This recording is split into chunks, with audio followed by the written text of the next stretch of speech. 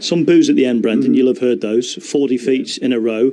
It doesn't look the rosiest of pictures. How concerned are you?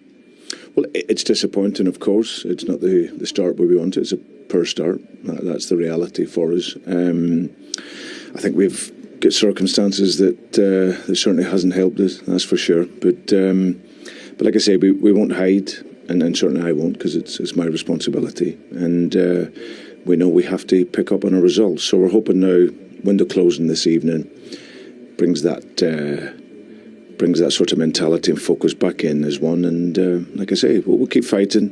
As I said tonight, the spirit was good. They're not a team that's not given everything. We just lack quality, and unfortunately we weren't able to do anything about that in the window. Very classy goal. Dalot, Fernandes, Rashford, Sancho's beautiful move. Yeah, we can be that dangerous in the transition moments. We know that, and especially second half, also first half. There were many spaces, and we didn't even explore them that well. If we make one or the other better decision, we should have scored the second goal. 3 wins in a row for Manchester United in the Premier League now. It's been quite the turnaround for Erik ten Hag's side. As for Leicester, they remain bottom of the table with 4 defeats from their first 5 matches. Let's start with the Manchester United side of things then. 9 points from their first 5 games now, Michael. It's turning out to be actually an OK start for them under the new manager. Who'd have thought it? After the shambles that we saw for the first 2 games. And it really was a shambles. I mean, I don't think many Manchester United fans will have seen 2 performances as bad as that. Then to go right back to basics. Let's not get carried away. This team isn't all of a sudden blowing every team apart, but it really has gone back to basics. They're playing a lot more direct. They're really rugged at the back. Keeping a clean sheet is absolutely imperative for them. And they're basically, you know, hoping for a mistake, hoping for a bit of magic, hoping for a lovely move, which we saw today. There's a lot more to come from this Manchester United team, but they've shown that, you know, in adversity, they can stick together and grind out some results, which is a good trait to have. Yeah, it was an important win, Karen. What did you make of the Manchester United performance overall? Like Michael said, I don't think, again, it's the best performance, but it's results orientated and the confidence grows from that. And again, it's about clean sheet mentality, you know, the blocks, you know, stopping the crosses, you know, protecting De Gea is so imperative, and they'll always believe they'll nick a goal or find a way of winning it, whether it be 1-0 or 2-1, however it may be. But that defensive mentality has been the big shift from the first 2 games to the last 3. And you followed Erik ten Hag's career very closely in his time at Ajax, Jules. He's come to the Premier League and got off to the worst possible start, losing both of those matches to Brighton and Brentford. So how important was it for him to get the Manchester United fans believing in what he wants to achieve with the club with these 3 consecutive wins now? Yeah, it was massive, especially the game against Liverpool, which really turned things around. I think he got the approach of the first 2 games wrong by trying to be too expensive maybe, and got punished by both Brentford and Brighton.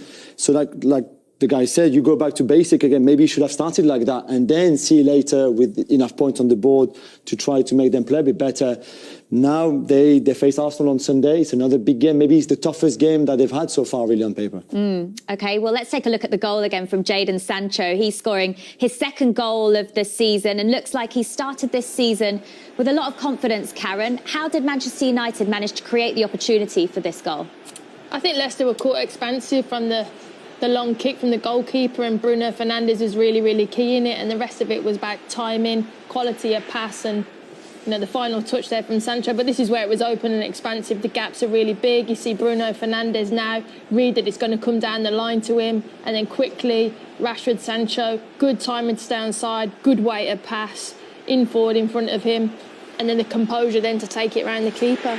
It's a good finish, a good composed finish, Michael. How difficult is it to do that when you're going round the keeper? Yeah, at full pace as well. It's great. You've just got to caress it in the right type of way, Jules. But this is the key, I think.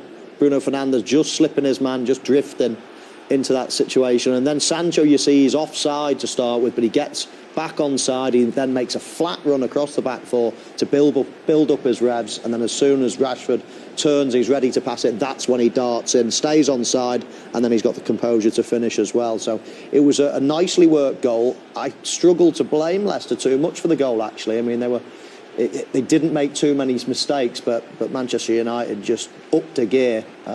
They would wish they could do that a couple more times in the game, but it was just the once that they required to get the win. Yeah, we've seen Jadon Sancho do this many times for Dortmund, haven't we? Do you expect this to be the season that we really see him come to life in a Manchester United shirt? Yeah, I think so. I think Ten Hag is a really good manager for him, the way he wants the team to play. And like he explained after the game, it's a full pre-season. And he was really good in pre-season compared to last year when he arrived late in August because his transfer took a long time to be finalised from Dortmund, where he didn't know anyone, where the club was not in a good place either with Solskjaer and then Rangnick. Now it's much better for him, and I think when Anthony comes on and you've got them on each side, I think it'll be very interesting for United. Yeah, well, those two big deals that Manchester United have made in this summer really are Casemiro and Antony, who's the biggest signing of this summer window to this stage. We've still got around 20 minutes until the window closes, and we'll keep you up to date with any more moves that could potentially get over the line, Jules. But how big a signings are both of those players for Manchester United, and what will they add? Well, if we start with Casemiro, he's the best player in the world in his position. It's as simple as that. They have signed the best holding midfielder in the world, who's going to start for Brazil at the World Cup, who's won 5 Champions League with Real Madrid. They add him to a squad where he knows already Cristiano Ronaldo and Rafael Varane, of course. And we saw already today, he came on for the last half hour when they were a bit under pressure because Leicester started the second half with more urgency, and he just calms everything down. He doesn't lose the ball. He's so strong. He's so clever, and I think he will bring also all that experience to that team. What about Antony? There's been a bit of criticism Eric Ten Hag's way for signing players that he knows from Ajax, but that's not necessarily a negative, is it? I don't think so. They know each other so well, and I think Ten Hag has played a big part in taking Antony at the level that he is now. It's a lot of money, and we said they overpaid, but sometimes you have to do that, and it's also the Premier League price. But he's an amazing talent. How long it will take him to adapt to the Premier League and to United, we don't know yet. We will have to wait and see. It could be very quick. It could take a bit of time as well because the intensity and the physicality is very different to the Netherlands. But he's got so much talent on that left foot. He plays on the right-hand side, and so inverted winger. And then he's got so much quality. If he attacks the space a bit more than he did in Holland, I think he can be such a great asset for them. There was a lot of people who were very keen to see the team sheet for Manchester United for the game because people were wondering whether Cristiano Ronaldo would be included, considering his agent seemed to be looking for a move for him to play Champions League football at some stage. He started on the bench tonight. He did come on in the second half and affect the game, Jules. What can you tell us about where he was potentially likely to move to and how many clubs actually him and his agent spoke to?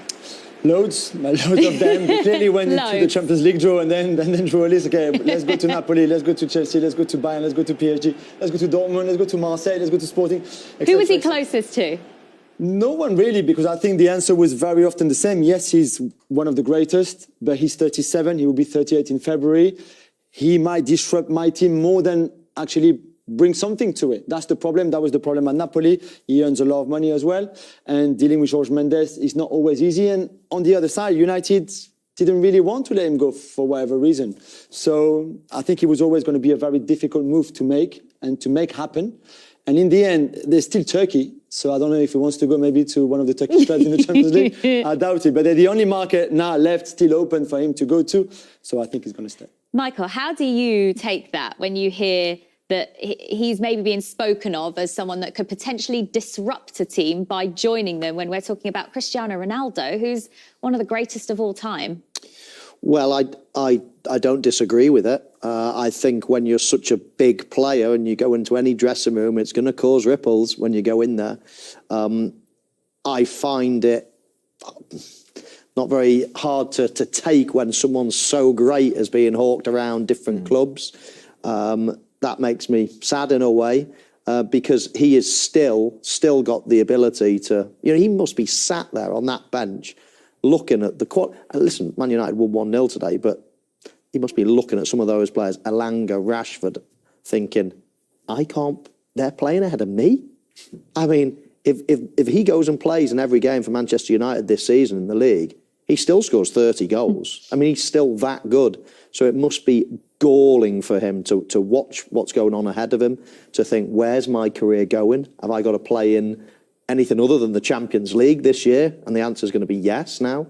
Am I even going to get into this Manchester United team? It's a horrible... I just hope it doesn't... his career doesn't finish on a downer, because we have witnessed, we have had so much joy out of this man.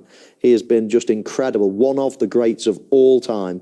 And I just hope his career finishes on a high, because this hurts me. I don't like seeing absolute greats, you know, being hawked around, sitting on the bench. You know, I just hope he goes out on a high, because, as I say, it really sticks in my throat, this. Yeah, we saw him come on in the second half, Karen. How did he affect the game for you? I thought he was really good. I thought he was energised. I thought he was running in behind. I thought he looked a threat, wanted to get into the box, wanted to score goals. And I think as well now, Manchester United have got wingers in their period. I know they've always...